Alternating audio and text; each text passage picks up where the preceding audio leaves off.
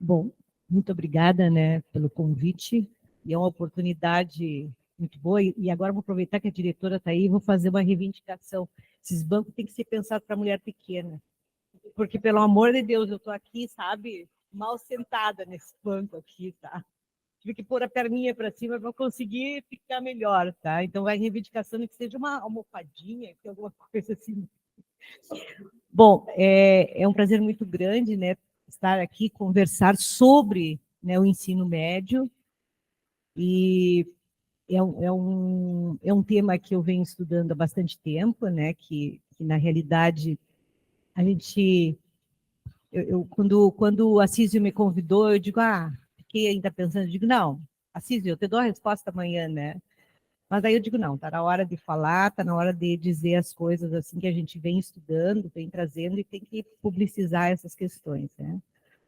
Então, assim, ó, eu só quero trazer um pouquinho de que lugar eu falo. Tá? Eu venho trabalhando há muito tempo, assim, desde as minhas pesquisas de mestrado e doutorado, surge a questão muito forte do ensino médio, onde esse ensino médio que não dá conta dos jovens pobres da periferia. Uma escola que exclui, uma escola completamente assim fora da realidade e assim, ó, sem acolhimento aos jovens pobres, né, negros da periferia, é muito difícil, né, eles serem incluídos nessa escola.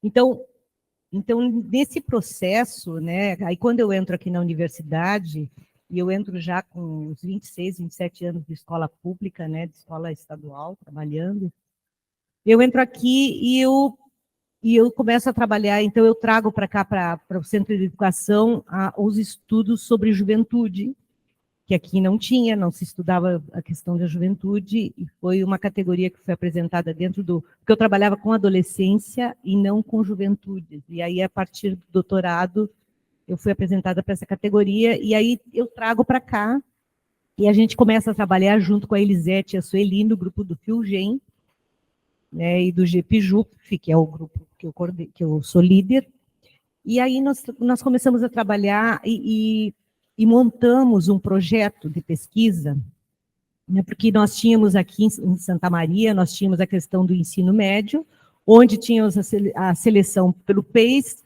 e a seleção pelo vestibular. E nos incomodava muito a forma, né, da forma como estava organizado o ensino médio.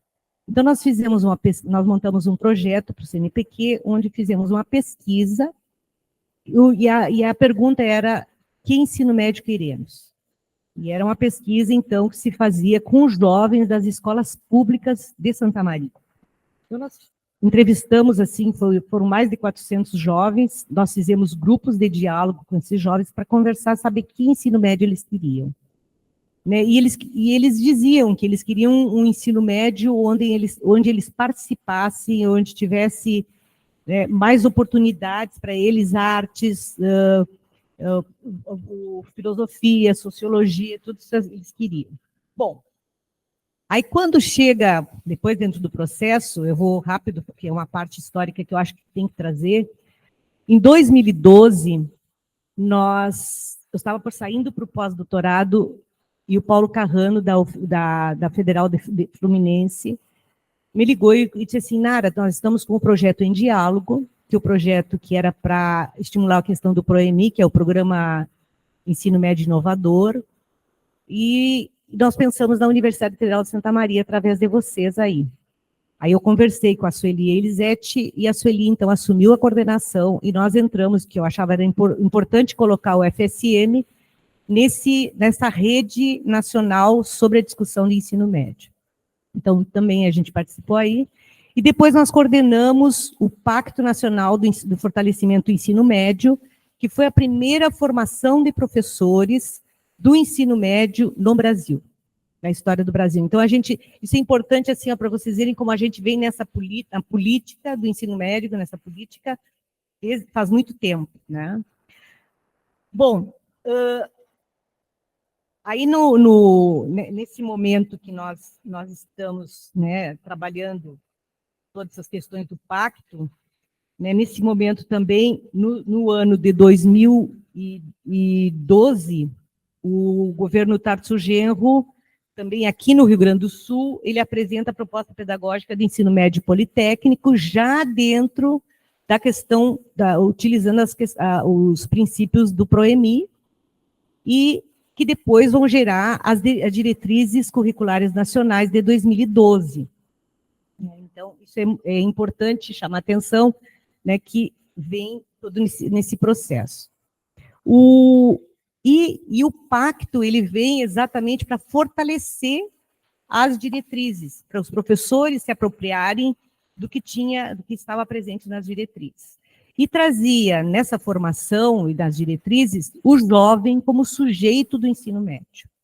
Então, ele passava, né, de ser alguém que recebia para alguém que era sujeito. Então, era um outro lugar do jovem. Então, esse jovem tinha que ser escutado, o professor tinha que olhar quem era esse jovem que estava dentro da sala de aula. Porque o jovem, ele era ainda tratado como se fosse, né, alguém vazio que estava ali para colocar, que a gente abria a cabeça e ia colocando informação. E não, o jovem trazia a sua cultura, né, ele trazia conhecimento, então era importante a gente olhar esse jovem, né? Bom, depois disso, nós fizemos a formação do pacto, aí em 2015, né, foi 2015 ali nós com essa formação, nós ainda nos perguntamos hoje, a gente se pergunta, né, a gente tem, por exemplo, assim, ó, a gente fica se perguntando, né, o que ficou dessa formação com os professores e se essa formação fez alguma diferença na prática com os professores, né? Aí, em 2016, em seguida do golpe, né, contra a presidenta Dilma, o Temer, né, o Temer assume e vem com o seu programa Ponte para o Futuro, né, que ele tinha, daquele programa do Ponte para o Futuro, onde ele pega a primeira coisa que ele faz, autoritariamente, a medida provisória 746, né, que é uma medida autoritária. Então, aí, gente, aqui nós temos que entender que a origem do novo ensino médio, ele nasce numa origem que não é boa, e que nós temos que, exatamente por isso, pedirmos a revogação do NEM. Porque não, a forma como ele é um retrocesso às leis orgânicas da década de 40. Nós retrocedemos, então, em tudo que nós íamos construindo nessa questão.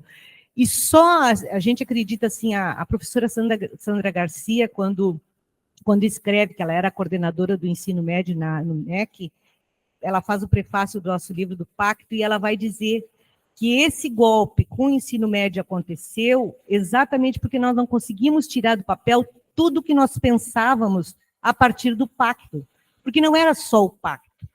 Nós tínhamos ali presente, tinha que ser construídos PPPs das escolas, aí mexer nos PPPs dos cursos superiores, colocando as DCNs, né, de 2018, e isso não se fez. Porque aí, quando aconteceu o golpe, acabou com o pacto, acabou com tudo. Entendeu? Então, aí foi uma das questões sérias que a gente tem que ver, que é um dos motivos para se pedir a revogação desse novo ensino médio. Bom, aí tem uma coisa interessante que acontece, que é importante perceber, que se vai construindo toda essa questão do novo ensino médio, e vem a construção da base, né, que eles dizem que foi participativa, mas não foi, todo mundo sabe que não participaram, que foi uma coisa que veio de cima para baixo, criaram consultas públicas mentirosas, isso também se sabe, né? Então, o que a gente vê, e as incoerências da coisa, em 2018, né, eles fizeram uma BNCC, mas as diretrizes ainda eram as de 2012, aí eles tiveram que segurar para fazer, primeiro, alterar as diretrizes, que daí saem as diretrizes de 2018, para depois, então, fazerem a BNCC. Então, para vocês verem, então, por isso que a BNCC sai no final de 2018, né? Então, isso, eu acho que é importante a gente saber, assim, das coisas como aconteceram, Então, nós tínhamos uma proposta de ensino médio, com formação humana integral. Então, as diretrizes, então aí ficam perguntando, mas o que vão pôr no lugar? Tem o que pôr no lugar, tem as diretrizes de 2012. Né? Então, é uma proposta diferenciada, é uma proposta que valoriza o jovem, valoriza o professor, valoriza a escola, é uma outra proposta. Então, a gente tinha essa questão, né, certo? Eu não vou trazer aqui como é que fica o novo ensino médio, porque eu acredito, não sei, penso que as pessoas sabem como é que fica o novo ensino médio, sabe? Já sabem, ou não, mais ou menos? Então, assim, rapidamente, tá? Eu vou trazer, então. Porque ela trouxe, então, um conjunto de mudanças, principalmente na política curricular, tá? Do currículo. Então, a ampliação progressiva da carga horária anual do ensino de 1.400, devendo em 5 anos atingir 1.000 horas. Tá? A carga horária do ensino médio foi dividida em 2 partes. Formação geral básica, definida na BNCC, que deverá contemplar 1.800 horas da carga horária total do ensino médio. E os itinerários formativos a serem organizados em diferentes arranjos curriculares. E aí, nas 5, né, que eles dividem: linguagem e suas tecnologias, matemática e suas tecnologias, ciências da natureza e suas tecnologias, ciências humanas e sociais aplicadas, formação técnica e profissional.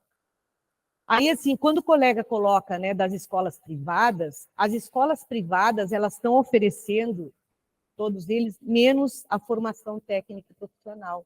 Lá nas escolas privadas não está sendo ofertada essa disciplina. Entendeu? Essa aqui não oferecem só as outras.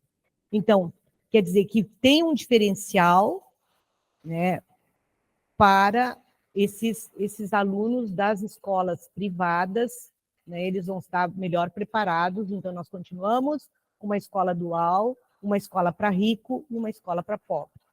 A escola para pobre é a escola pública. Então, essa é a ideia, né?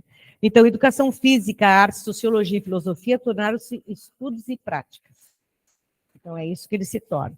Língua portuguesa e matemática passaram a ser as únicas disciplinas obrigatórias nos 3 anos do ensino médio.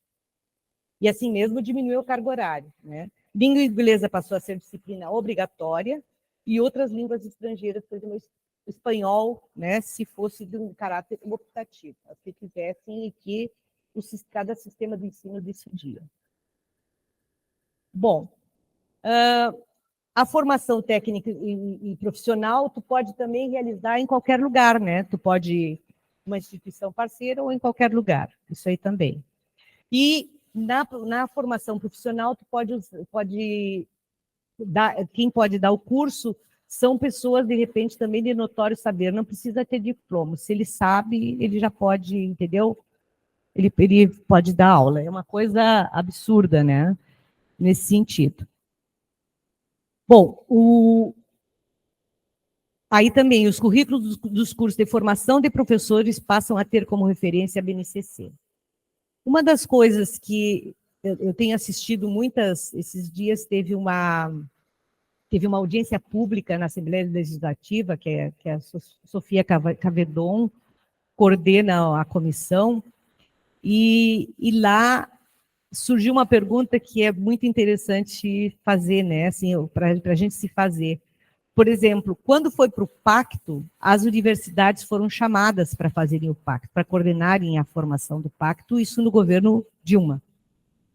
Agora, nesse momento, quando foi o novo ensino médio, as universidades não foram chamadas. Se vocês olharem, eu vou mostrar depois o que tem de empresas envolvidas, empresas privadas envolvidas no desenvolvimento do novo ensino médio, principalmente dos itinerários, é alguma coisa assustadora. É assustador o que tem de empresa aí que a gente não está se dando conta, a gente não percebe, vocês vão ver. Depois, deixa eu ver o que mais aqui, que eu quero chamar atenção aqui nessa questão. Bom, saiu agora há poucos dias, junho de 23, agora saiu o relatório, a ANPED realizou seminários para seminários por região, para levantamento de pesquisas, né, sobre como é que estava o novo ensino médio em cada estado. E isso para ser subsídio para a revogação do NEM. E saiu agora, em junho de 23, saiu esse relatório. Então, eu estou trazendo alguns dados desse relatório que está muito interessante, né? Então, o que a ANPED destaca, né, nesse sentido? Que na discussão do novo ensino médio não houve discussão, né, o diálogo com os movimentos sociais, estudantis, associação de professores, profissionais da educação e pesquisadores da área. Não houve. Nós não fomos chamados, não houve escuta, né? Isto foi tanto no governo Temer, bom, no governo Bolsonaro nem se fala, né? E também depois agora, né? Também a gente tem pressionado, né? Porque eu sou petista, todo mundo sabe, mas a gente tem algumas críticas sérias, né? Com a questão do ministro da Educação, do Ministério da Educação, da forma como está conduzido. Então, a gente tem feito várias formas de chegar. E eu faço parte de um grupo nacional que se chama Em Diálogo, ou, aliás, Em Pesquisa, que é ensino médio em pesquisa, que a gente está, assim, que são professores de universidades do Brasil todo, que estão produzindo pesquisas e fazendo essas questões todas, e pressionando para essas alterações. Em 2023, então, assumiu o Lula e Alckmin, né, com o compromisso de fortalecer os princípios democráticos a partir do clamor dos diferentes grupos que questionavam e através de diversas formas de manifestarem-se a favor do revoga NEM. Eu não sei se vocês têm acompanhado, mas toda vez que o Lula vai em qualquer movimento, eles têm surgido atos, por exemplo, teve na Uni, os estudantes se posicionaram, agora também, né, a partir dessa reunião que aconteceu lá com a Sofia Cavedon, também saiu um documento, quando o Lula foi para inaugurar a ala do hospital, lá do Hospital de Clínicas, também foi entregue um documento. Então, se tem feito um corpo a corpo bem grande nessa questão da briga por essa questão do ensino médio, né? Agora, sim, o que decorre desse novo ensino médio? Ele vem ao encontro, então, das mudanças necessárias à conformação do mercado de trabalho, para a reprodução do capital em sua fase de acumulação flexível. O conceito da flexibilidade passou a ser uma noção fundamental nas relações econômicas. O ritmo acelerado de inovação tecnológica aprofundou a competição no interior dos mercados e a manutenção das taxas de lucro exige cada vez mais desregulamentação das leis trabalhistas, da proteção ambiental e das normas de regulação do mercado. Então, a reforma do ensino médio, ela não vem por acaso. Ela vem exatamente pelo momento que nós estamos vivendo e de como se encontra o capitalismo no mundo. Nós temos que entender que a coisa é muito, o buraco é muito mais embaixo, entendeu? Não é uma coisa assim, a gente não pode olhar sem olhar esse macro, né, que faz parte, entendeu? Então, o que possibilita a terceirização em todos os níveis da atividade econômica. Então, a reforma, ela vem exatamente o que é? É uma formação aligerada dos jovens para mão de obra barata e imediata. É isso. Entendeu? É isso. O jovem pobre, ele não tem que ir, por exemplo, assim, ó, não se pensa o jovem pobre em cargos de comando. Entendeu? Não se pensa mais nesse jovem. Então, é isso que nós temos que brigar. Tá? Porque o jovem tem o direito, sim, de estar no lugar que ele quiser. Sabe? E ele tem esse direito. Então, essa é a questão séria, né, que está aí. Então, cada vez mais, a produção dirige-se para um trabalho informal, autônomo, livrando o capital das obrigações trabalhistas ou operando com vínculos temporários. Então, quem vai comandar já está nas escolas privadas. São os que vão entrar na faculdade. Serão os que vão mandar. Os outros serão os mandados. Entendeu? É nessa ideia, né? E sem nenhuma proteção trabalhista nesse sentido. Então, assim, né, isso revela a necessidade de um mercado de trabalho com formação aligerada, exigindo trabalhadores temporários, com conhecimentos gerais e técnicos elementares, com habilidades e competências, capaz de cumprir multitarefas na hierarquia de produção. Então, é isso. É isso que está aí, né, que a gente tem que ter. Então, e aí é que, então, essa questão que é séria, né, e aí vem aquela famosa frase, né, que tu tem que ser, aí cresce essa questão dos operadores por exemplo, assim, ó, seja patrão de você mesmo, né, de si mesmo, seja patrão de si mesmo. Aí a uberização, a questão das teleentregas, né, essas coisas. Então, é nesse sentido que vem. Então, não está descontextualizado o novo ensino médio. Entendeu? Então, tem interesses outros. Né? Então, não é por acaso isso. E não é por acaso que vem dinheiro do Banco Mundial, né? Não é por acaso que tem o SDN, essas coisas, tudo. Então, tudo isso tem que enxergar. Né? Não dá para te olhar sem ter essa noção. Nas escolas, o que se observa, gente? E isso está presente também nessa audiência pública que aconteceu, que é a desconstrução do espaço escolar. Né? Como lugar de conhecimento, reflexão, criatividade e de relação com as ciências. Temos a negação do conhecimento do espaço escolar como promotor de relações com o campo das ciências e da troca de saberes. Então, a partir do falso direito da escolha, de uma flexibilidade, apresenta-se, então, uma mudança curricular que apresenta um currículo comum, um currículo flexível, um currículo comum e um currículo flexível, que seriam, então, os itinerários. Tá? Bom, o que nós temos de distorções nisso aí? Que também é uma das coisas, né? Por exemplo, assim, ó, uma questão, né? Por exemplo, assim, ó, como é que tu vai pedir para um jovem, né, um adolescente de 15 anos, né, para que tenha a maturidade necessária, sem referência, experiência de vida, para que ele construa o seu projeto de vida? Sabe, é uma coisa que tu não... Porque o projeto de vida não é uma coisa assim, né, gente, que tu constrói sem maturidade, sem reflexão, sem olhar, sem... Poxa, quantos de nós demoramos tanto para construir nós, pessoas adultas, demoramos para construir o nosso projeto de vida, e sabendo que o projeto de vida não é alguma coisa linear, né? Então, são coisas que também fica difícil, aos 15 anos, fazer isso, né? Então, definir um campo de estudos nesse momento, pensar isso, né? A oferta dos itinerários também, outra contradição, né? Está sujeita às limitações materiais e estruturais das escolas públicas. Gente, as escolas estão completamente sucateadas.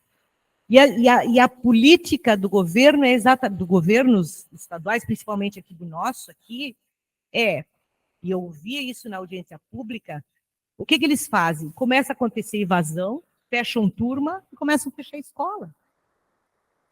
É isso que está acontecendo, entendeu? Isso tem que fazer denúncia, isso é um crime. E aí o que vão criar? Presídios? É essa a ideia, né? Então, é das coisas, então, e as escolas não têm bibliotecas, não têm laboratórios, não têm condições, por exemplo, os professores mal pagos, os professores, né, tendo que dar alguma coisa que eles não foram formados, que não têm conhecimento, sabe, que eles não fizeram, por exemplo, se um professor de física, de repente, está projeto de vida, sabe? Não tem... Então, fica evidente a desidratação dos conceitos de flexibilidade e de possibilidades de escolha, que também é uma falácia, é uma mentira isso, né?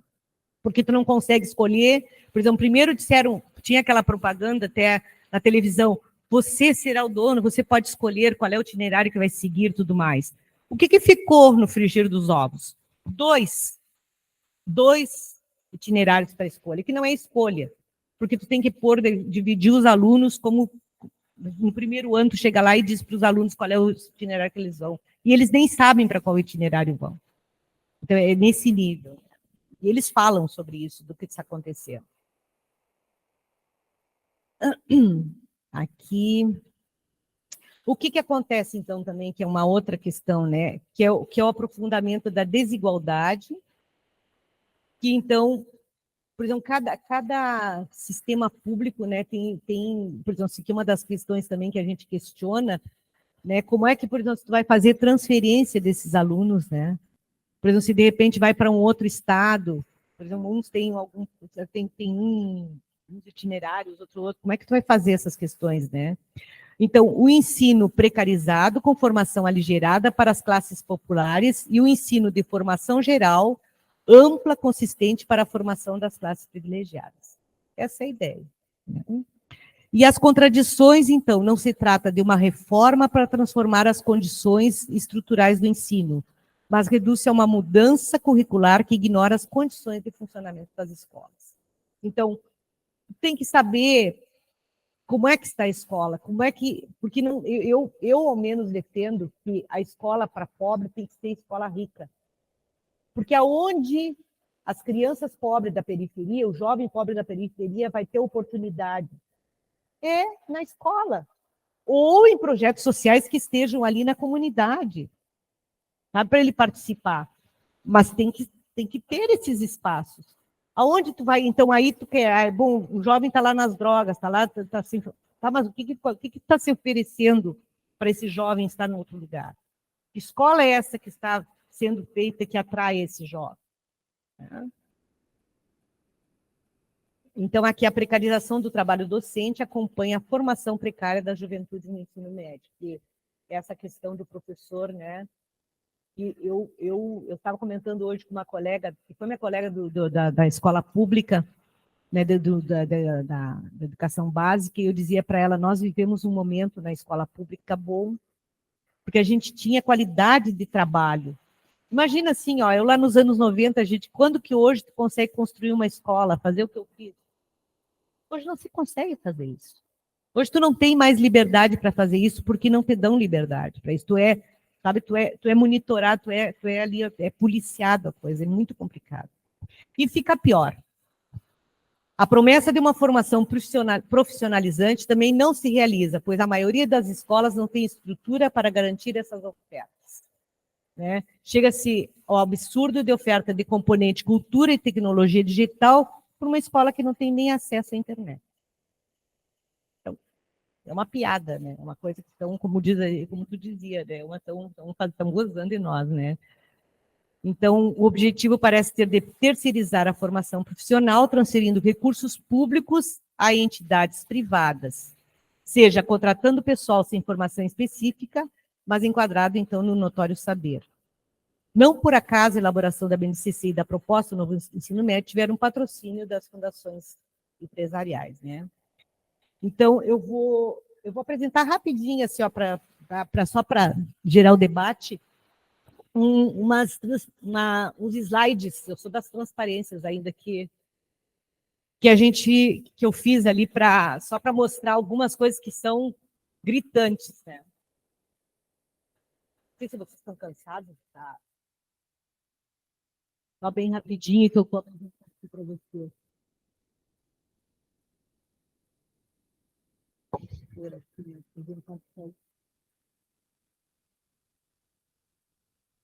É bem rápido, não vou... É tão pequenininho. Aonde? Por favor, os universitários querem me ajudar. Eu adoro os universitários. Ah, tá. Tá. Não dá para enxergar.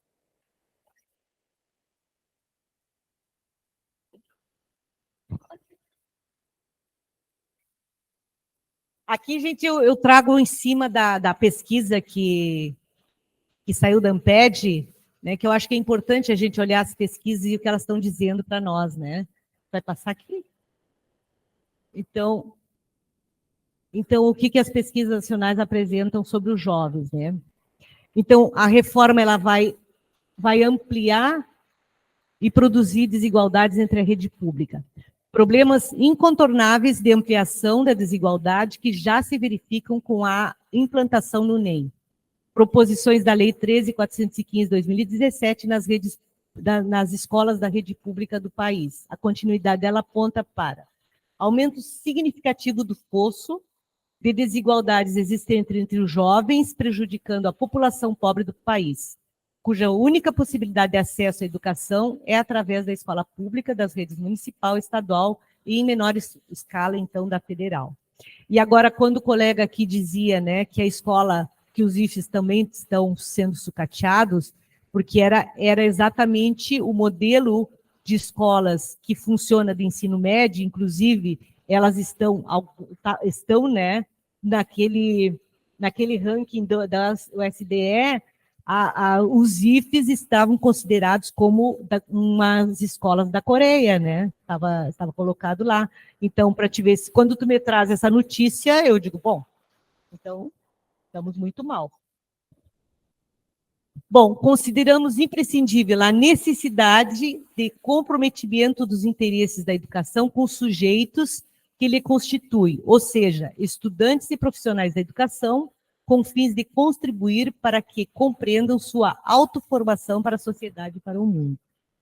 E os indicadores sociais corroboram com o argumento de que a continuidade da mudança, reduzindo e controlando os currículos do ensino médio, prejudicará a formação, principalmente dos jovens das escolas públicas. Quer dizer que isso é o que o colega já trouxe, né, também, que é o que está colocado aí, que, né, não tem muita luz no fim do túnel. Né? Pode passar?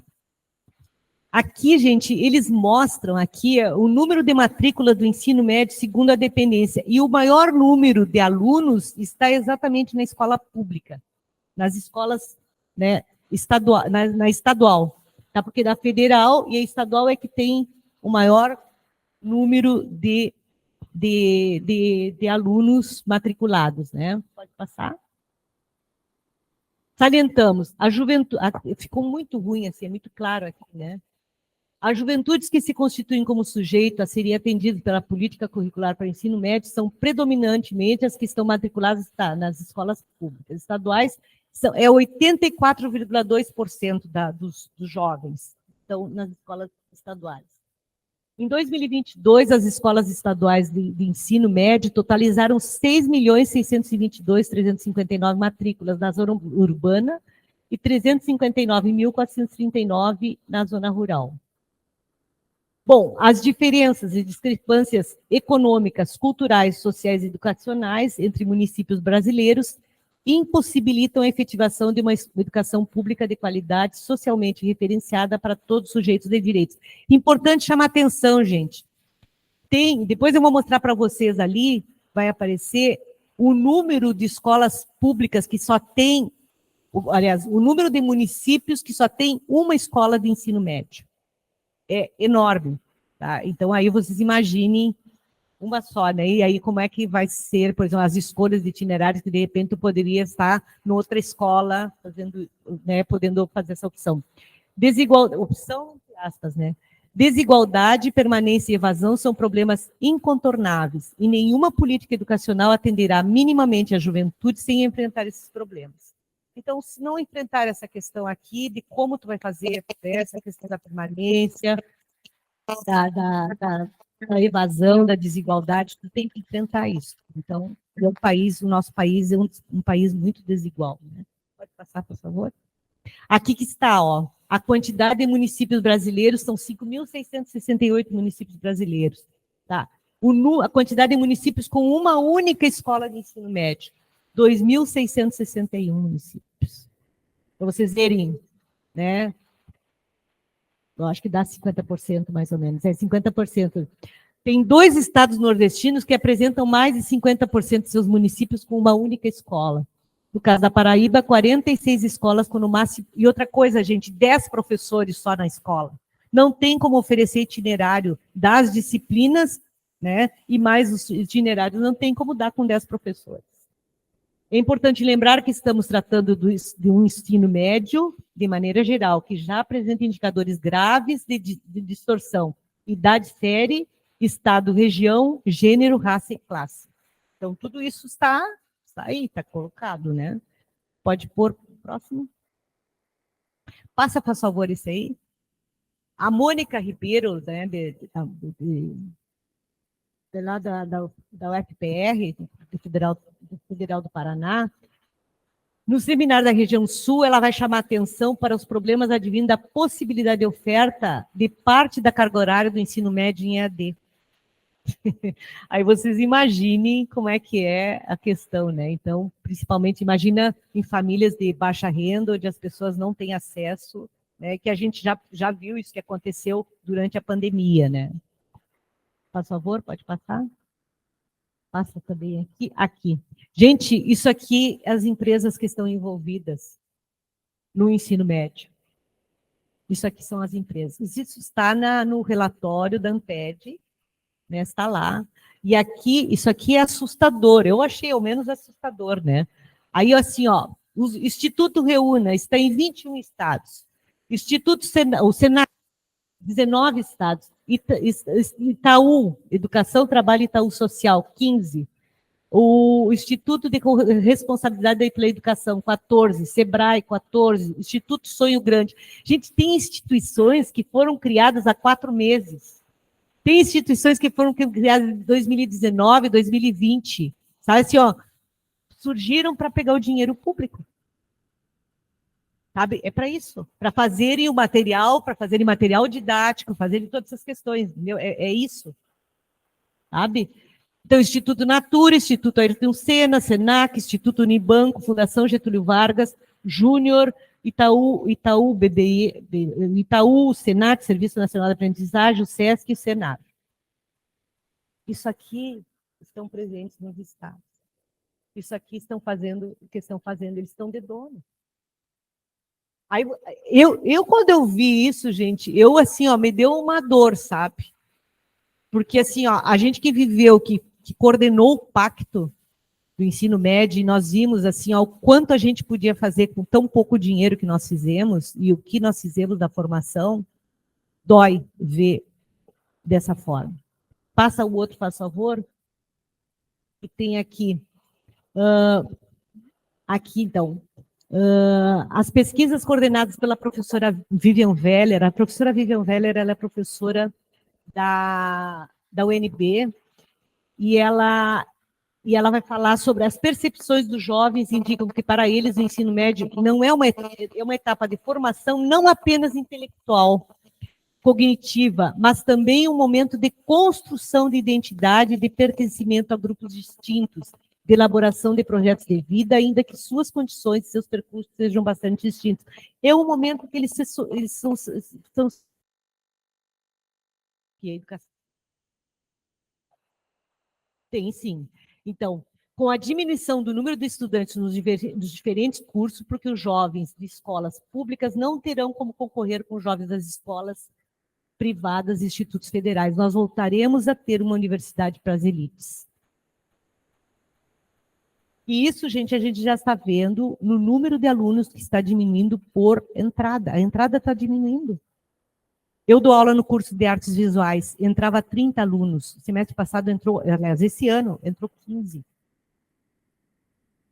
Entendeu? Então, assim, ó, diminuiu o número de alunos que está entrando nos cursos. Olhem, assim, o que aconteceu. Por exemplo, não é só, eu estou dando um número que eu sei dos alunos que entraram, que eu dou aula.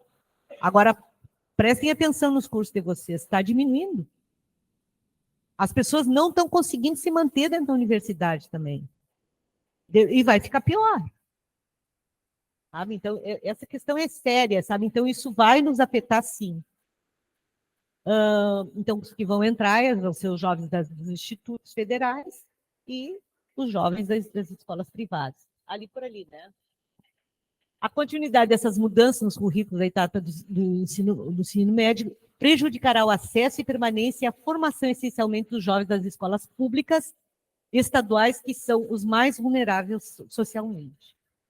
E ao sonegar o conhecimento, ao dilapidar as ciências, ao introduzir um conjunto de conteúdos componentes curriculares e restrito a títulos, o novo ensino médio retira da juventude das classes populares o direito de uma formação geral consistente, com base para prosseguir estudos e para uma profissionalização que ele propicie uma vida digna. Então, assim, eu anotei algumas falas dos jovens na audiência pública, essa que teve lá na Assembleia Legislativa, e onde eles dizem, né, que são coisas que, só para terminar agora aqui, que eles estão falando, né, que eles A gente vai montar, né? Quando a gente vai preparar a fala, né, vai ver tanta coisa, tem tanta produção sobre o novo internet, tanta produção, que é incrível, né? Então, o que eles dizem é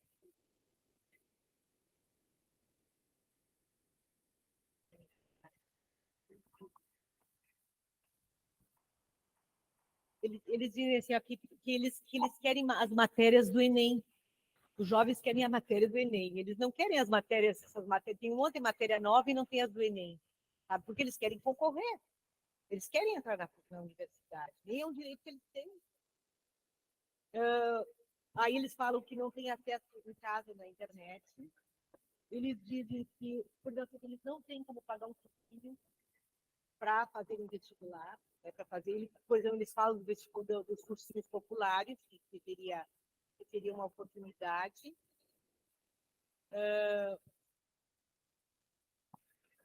E sobre eles não chegarão a nenhum cargo, que eu já falei para vocês. Aí eu acho que eu acho que essa questão aí, eu acho que eu trouxe mais ou menos. Depois, qualquer coisa, a gente pode responder nas questões. Obrigada, desculpa o tempo que eu tomei de vocês todos, mas era, né, alguma coisa que a gente queria trazer. Não sei se tem outros slides aí. Aqui, eu só quero chamar a atenção para esse último aqui. Ó. Precisamos estar atentos às consequências dessa reforma. Quanto aos prejuízos da juventude que frequenta o ensino médio público, precisamos garantir uma educação integral, superando o caráter dual da educação.